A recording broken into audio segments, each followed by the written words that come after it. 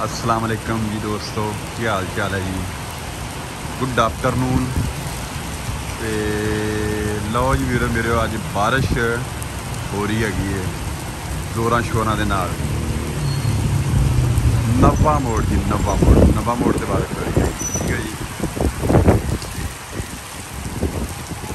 अल्लाह कीता लोग सारे जोड़े ना जी छां थले आ रहे, स्पोर्ट लै रहे हैं। देखो कैसी बर्फ पै रही है, पौधे भी खुश हो गए। तो अज गर्मी भी सुबह की बहुत पई। और सामने प्या सोचा कोई गल घरे करना रक्षा करना मेरे जी।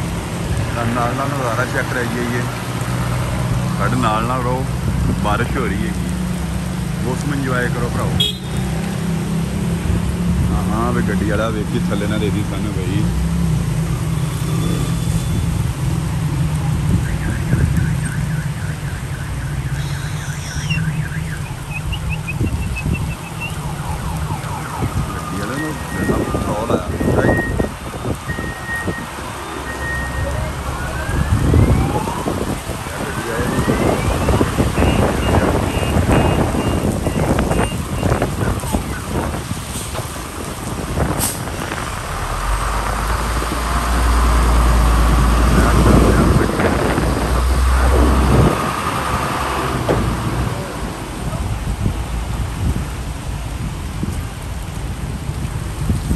हाँ साद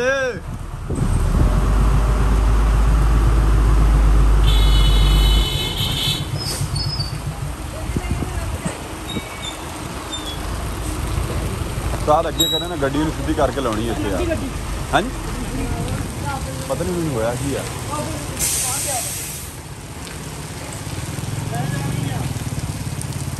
अच्छा वो मसला सीगा गड्डी वो कहना साइड से करके लानी। साढ़े तुसी चैनल नू सबसक्राइब कर देना, साड़ी वीडियो नू लाइक कर देना, शेयर कर देना।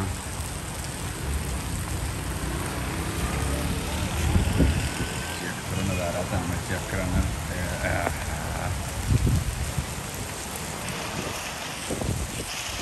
बदल चेक करो, वाह क्या कहने।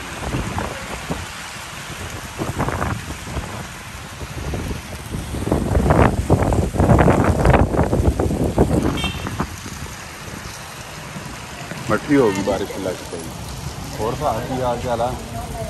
ठीक हाँ।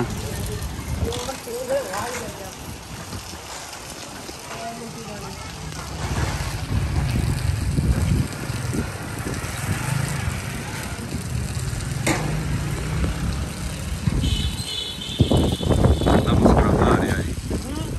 नहा गया चाचा? नहा गया यार।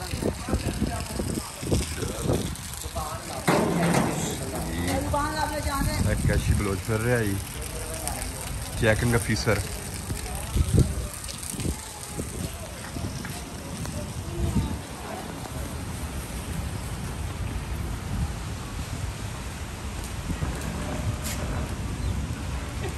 मौलवी साहब मुस्कुरा रहा है साढ़े हाल देख के।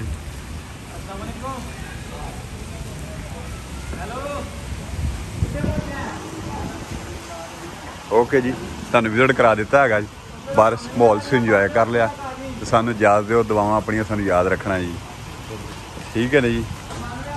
बड़ा माहौल बनया खुदा, बारिश होगी। पहले टाइम बहुत गर्मी पई यार है, फिर दोबारा बारिश इन्नी तेज़ आ गई है जी।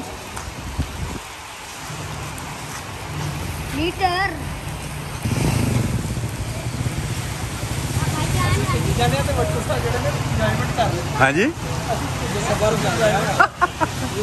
इंजॉयमेंट करनी पैंदी जी, की करिए।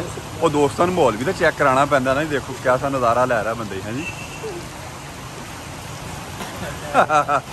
आ देखो मौलवी साहब किन्ने हस रहा है यार। हाँ देखो अभी बंदा वेख के हसदा, पता नहीं की हो रहा है। चलो ठीक है भाई, ओके। जल्ला सन दुआवां तुसीं याद रखना जी।